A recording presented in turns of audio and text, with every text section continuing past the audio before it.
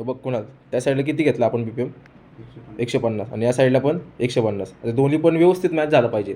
त्याचा एंड करायचा ना जा स्टार्ट करायचा आपल्याला एवढं लक्षात ठेव.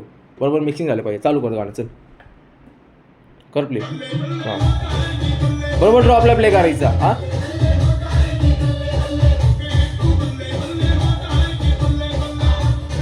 आता बिल्डअप नंतर आहे तो आपला ड्रॉपला प्ले करायचा.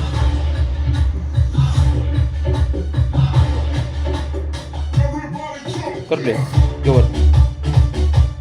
घेवर मिक्सिंग मार. हां बरोबर